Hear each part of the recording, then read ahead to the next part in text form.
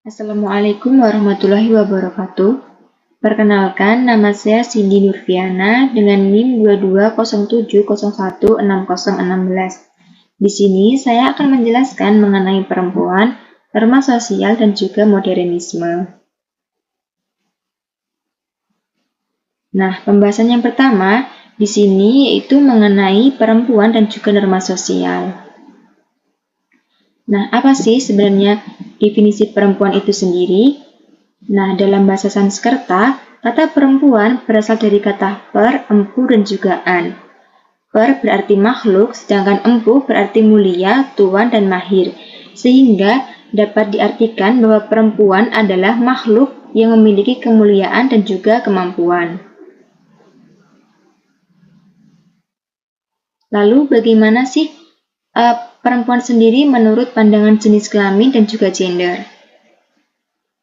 Nah, jenis kelamin atau dalam bahasa Inggris disebut dengan seks merupakan pensifatan atau pembagian dua jenis kelamin manusia yang tetap atau tidak dapat dipertukarkan antara laki-laki dan juga perempuan dan diberikan oleh Tuhan sebagai laki-laki atau perempuan. Nah, jadi di sini perempuan sendiri adalah bagian dari jenis kelamin, di mana ini merupakan anugerah dari Tuhan dan tidak dapat bertukar satu sama lain karena sifat biologis mereka yang universal, di mana di semua tempat dan budaya itu sama. Nah, seseorang dianggap berjenis kelamin perempuan jika dia memiliki vagina dan rahim sebagai alat reproduksi. Kemudian memiliki alat untuk menyusui dan juga mengalami kehamilan dan proses melahirkan. Nah, menurut gender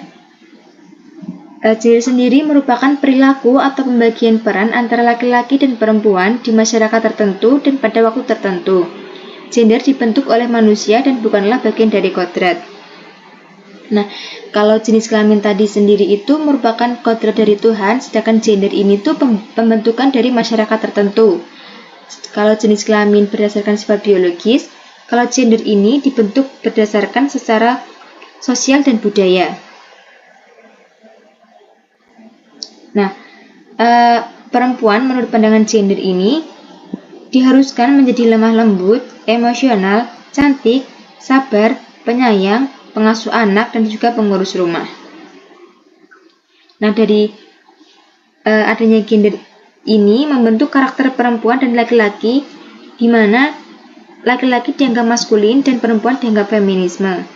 Yang kemudian ini itu menghasilkan karakteristik psikologis, seperti kalau laki-laki itu harus gagah, kuat, dan berani, sedangkan perempuan itu harus lemah lembut dan penurut.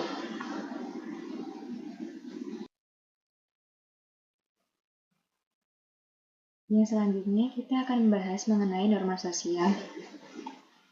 Pengertian norma sosial menurut Prastio 2018 adalah kebiasaan umum yang mengatur perilaku di suatu kelompok masyarakat dan menjadi batasan di wilayah tertentu. Kemudian menurut Supono 2011, norma sosial adalah kumpulan peraturan yang diharapkan dapat diikuti dan dipatuhi oleh anggota masyarakat dalam komunitas tertentu. Nah, jadi norma sosial ini adalah kebiasaan yang mengatur perilaku masyarakat dalam komunitas tertentu, dan biasanya norma sosial ini dalam bentuk tidak tertulis.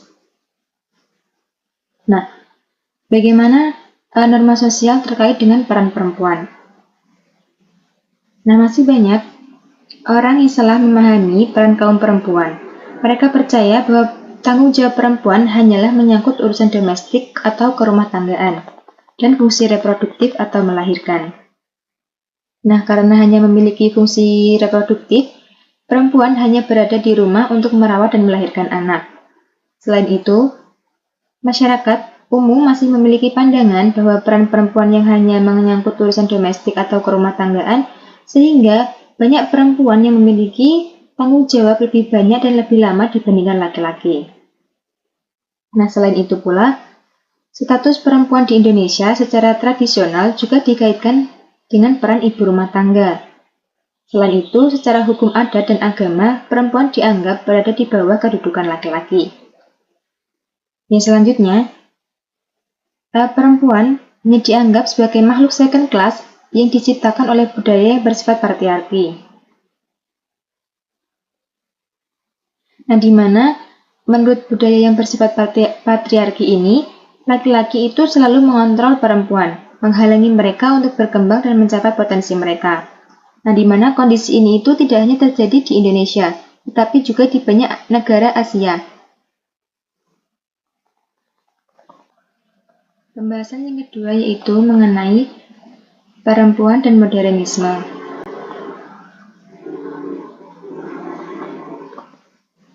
Modernisme atau modernisasi diambil dari bahasa Latin yaitu modernus yang berasal dari kata modo dan ernus. Modo diartikan cara dan ernus berarti periode atau masa kini. Sehingga pengertian modernisasi adalah proses menuju masa kini dari hal-hal yang bersifat tradisional menuju ke hal-hal yang lebih modern. Nah, jadi modernisasi ini itu perjalanan menuju masa yang sekarang dari hal-hal tradisional menuju hal-hal yang lebih modern. Nah, di mana dengan adanya modernisasi ini menyebabkan banyak perubahan baik di sektor publik, pendidikan formal, ilmu pengetahuan, dan juga teknologi. Nah, namun modernisasi ini hanya dirasakan oleh laki-laki, sedangkan perempuan itu tidak, karena perempuan itu gerak dan langkah mereka tuh terbatas dan sehingga mereka tuh tidak dapat memanfaatkan potensi yang mereka miliki. Nah, meskipun perempuan di sini tuh masih terbatas dalam perkembangan dengan adanya modernisasi, tapi perempuan itu tetap mengalami perubahan seiring dengan adanya kemajuan atau modernisasi ini.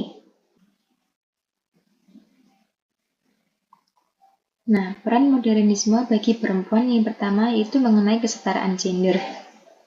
Ditandai dengan kaum perempuan yang mulai menuntut untuk keluar dari sektor domestik, terutama untuk memiliki kesempatan pendidikan yang sama dengan laki-laki. Nah, tadi kan dijelaskan kalau dulu itu perempuan itu hanya berada di sektor domestik.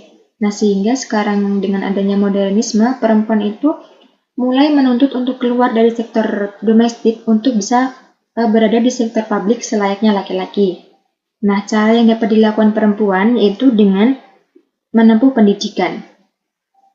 Nah, diharapkan dengan kalau perempuan memiliki pendidikan yang sama dengan laki-laki, nantinya perempuan bisa terjun ke sektor publik. Nah, akan tetapi, masih banyak individu yang terus percaya bahwa membahas kesetaraan gender ini tuh hanyalah dibesar-besarkan dan tidak masuk akal. Mereka percaya bahwa kedudukan perempuan dan laki-laki dalam keluarga dan masyarakat itu harus berbeda, tidak boleh setara. Mereka memiliki ungkapan kayak, kalau perempuan itu tidak perlu sekolah tinggi-tinggi karena nanti akan menghabiskan uang dan ujung-ujungnya juga kembali ke dapur, hanya di sektor domestik. Nah, selain itu juga, peran ganda sendiri ini mengacu pada fakta bahwa satu jenis kelamin memikul beban kerja yang lebih besar daripada jenis kelamin lainnya. Nah, seringkali peran ganda ini dialami oleh perempuan.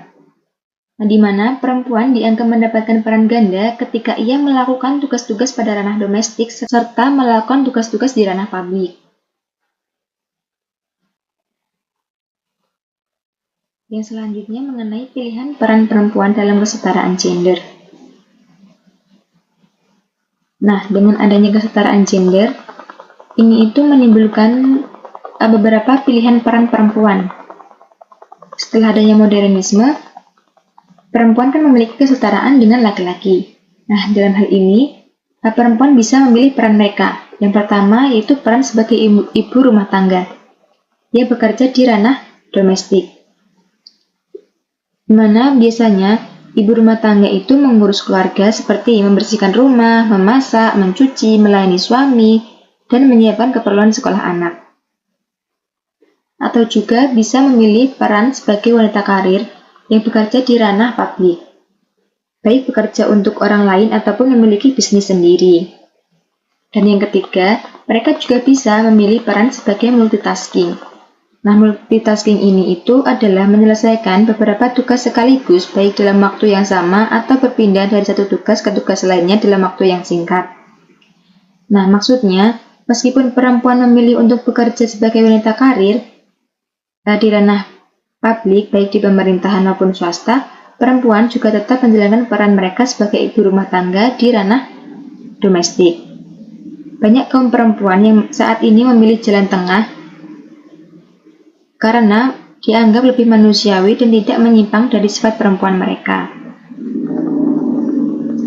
Nah, sekian dari saya. Wassalamualaikum warahmatullahi wabarakatuh. Terima kasih.